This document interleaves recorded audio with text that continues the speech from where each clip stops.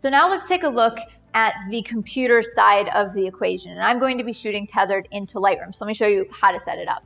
You'll also notice that my computer is on a little tether stand. This is also something that Tether Tools makes.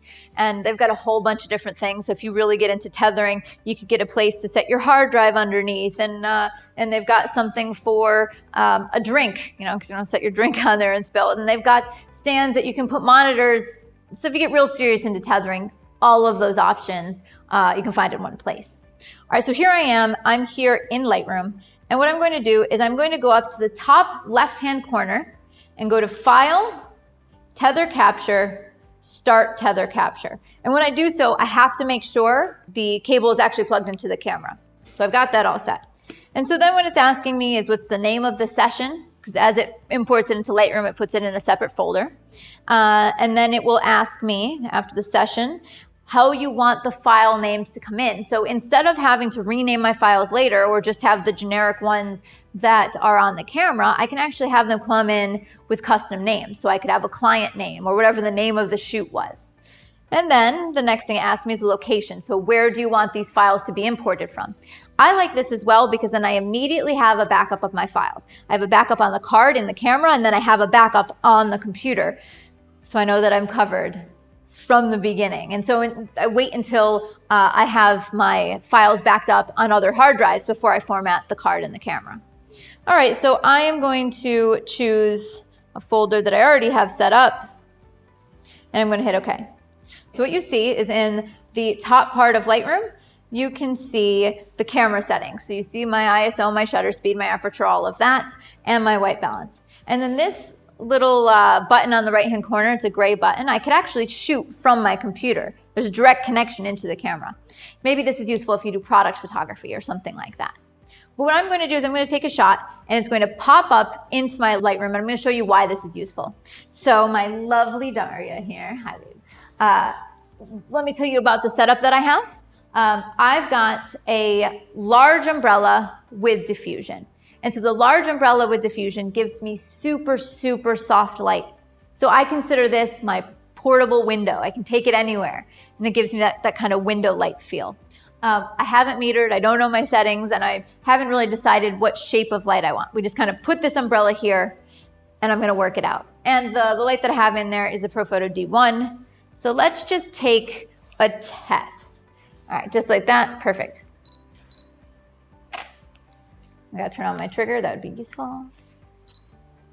Okay, all right. So the first frame didn't fire, but it brings it in.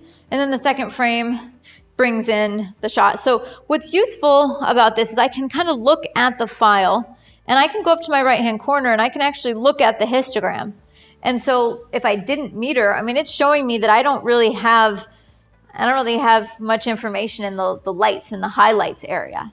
And so I could either turn up the power of my light, or I could open up my aperture or bump up my ISO. It's telling me right there that I'm underexposed. I do have a meter here, so I can meter. And let me turn up the light a little bit. And for this shot, I'm aiming for f11. So let's use my meter. Okay. And I'm going to be shooting at 1/200th of a second, which you could see this right in the Lightroom, right? 1/200th of a second, f11, ISO 200. So I want this to be close to f11. Okay, it's a little bright, not too bad. f11, perfect. So now, I mean, I judged it and I could have just tweaked my histogram, but now I know that I'm right on the correct exposure. So let me take another shot with better light.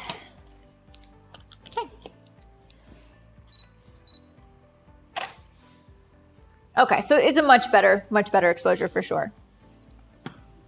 All right, so looking at this shot, one of the things I often ask myself, one of the things I often am considering is what's important in this photo and what am I trying to say? And I know that I really like the pattern of the lace against her skin. And I like the lines and the shape and the emotion. So I personally don't think that I would shoot this in color. Let's say I decide maybe for this shoot, you know what? I want to shoot high contrast black and white. But I'm shooting raw in my camera, and the files coming into Lightroom are raw, so I don't have to worry about it. I can always go back and change it. But I wanna see the mood of the shoot as I'm shooting. So what I'm going to do over here in Lightroom is I'm going to go to the Develop module, which is a quick key of D. So I hit the letter D, and you can see it switches over to Develop. And then what I'm going to do is I am going to turn this to black and white. Under the basic, I can turn it to black and white. But when I turn it to black and white, it looks a little flat, and I know I want it to be higher contrast. So I'm gonna play around with some of these settings, and I encourage you to do the same. But I'm gonna pop my whites, because I know the skin tones are white. And if you look at that already, I mean, the picture's night and day. I've got bright whites to the skin. I can see a lot more detail to the lace, and I've got a lot more drama. I'm gonna bring a little more detail into the shadows, increase clarity a little bit. Okay, I'm getting closer to where I want to be. So let's say I decide on something around here. Okay, super high contrast, and I can always change my mind later, which is great. All right, so high contrast black and white looks good. But I want every photo that I shoot to come in with this effect applied. So how do I do that? What I'm actually going to do is right here where you see the 1/2 of a second, all of that information, it says something called Develop Settings. And so one of the options in there is same as previous, which means if I made a change on this image and I continue shooting, the next one that comes up will have the previous change applied automatically. In other words, high contrast black and white in this example. And if you look below, there's a ton of other things I could apply. So if I've created other presets in the past, or if I tweaked an image and I saved it and saved out a preset, I can pick it from here, and that one will apply. But I'm going to do same as previous. So let's take a look. Keeping my camera settings the same, nothing has changed. And take one more shot. Great. So I take the shot, pops up in Lightroom. It takes a second, but really not too long, and instantly it has that effect applied, so I can kind of glance over and see if it's fitting the mood I want. So I am happy with that, but so I check my histogram, and I like the black and white and all of that, but I just want to check my focus. So I'm going to zoom all the way in. And focus looks pretty good. Right now I'm 1:1, but I can zoom in even further. But 1:1 is going to be fine. And I can always, in my navigator, drag around to check my focus. It might be a teeny bit soft, but it's pretty good. So I'll just make sure I'm keeping a nice stable hand. All right, so that looks good. And now I'm ready to shoot. So I'm going to pose Daria, maybe change the light a little bit, move it around, and go for this dramatic mood. So let me analyze what I've got here. I like the light. It's nice and soft. It's hitting a good portion of her body in the background, which is nice. I don't want the background to go totally black. So this big umbrella, what's nice is it throws light everywhere, which in this case is actually useful for lighting the background. So that looks good. I think I want a tiny bit more drama on her face. So I'm going to move the light off around to the right just a bit so it creates more shadow on the left-hand side of the face. Just going to move it just a bit. And then I'm going to take another photo and check it and see if I like the change. Okay. Let me move my focus point to her face. All right, let's see if I like the increased shadow.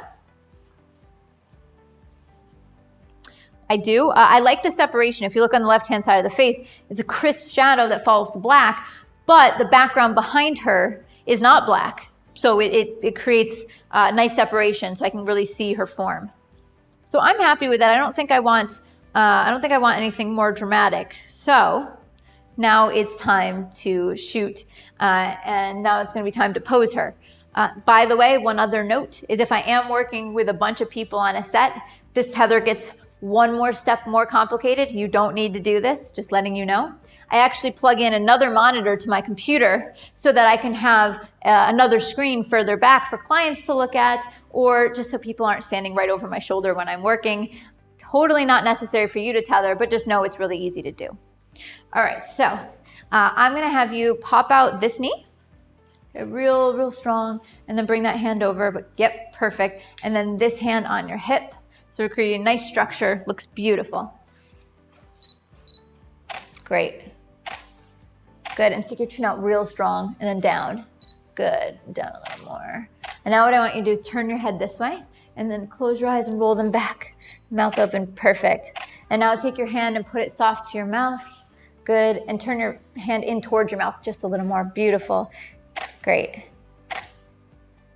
And if you lean your chest forward a little bit more, good, perfect. And I want to see a little bit more thigh, just a little bit, good. And would it help? Do you want me to put anything on it or you're good? You're good? All right, perfect. And pop out that elbow a little bit more, a little more, good.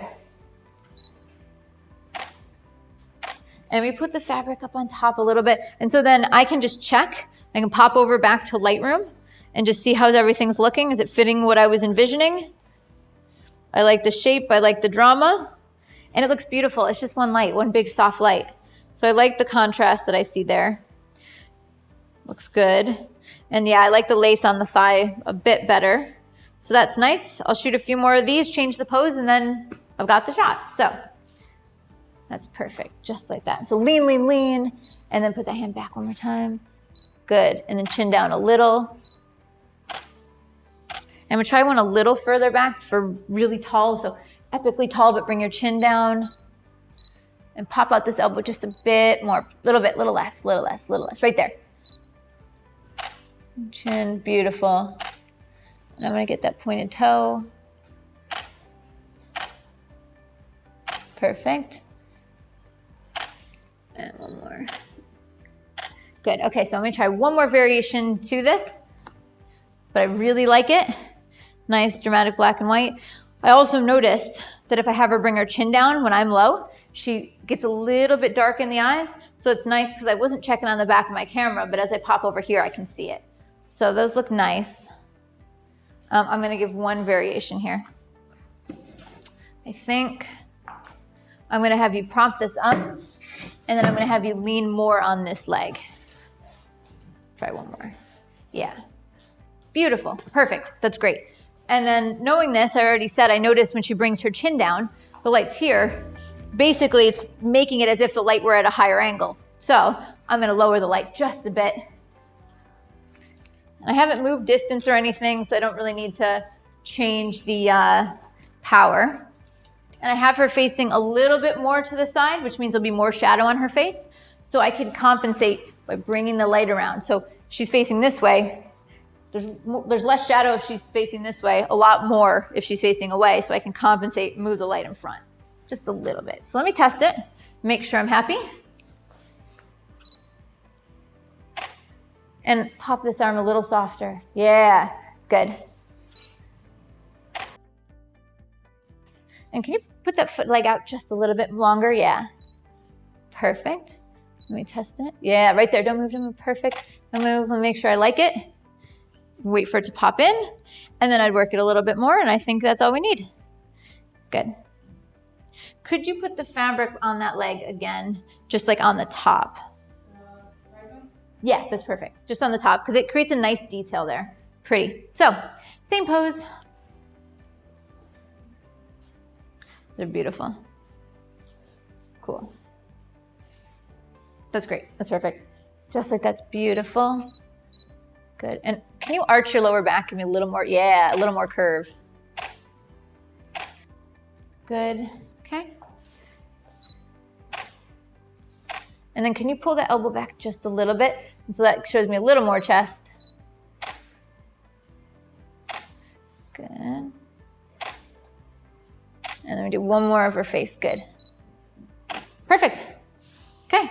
I'm looking and I can see the shots that I'm getting coming in with my tether, but I also know if some of these end up looking too contrasty or I don't like the way that I've converted it, I still have my raw file. It was just to give me an idea of mood. Can always go back and change it. So to summarize for tethering, it's super useful if you're going to be applying a creative effect or so you can go in for a shot you love, check the focus, make sure that you've nailed it. Also good if you're collaborating with people. And it's pretty simple to do. You don't actually need that much special or expensive gear. You really just need Lightroom and a cable. I recommended a couple other useful things, but really you probably have most of what you already need.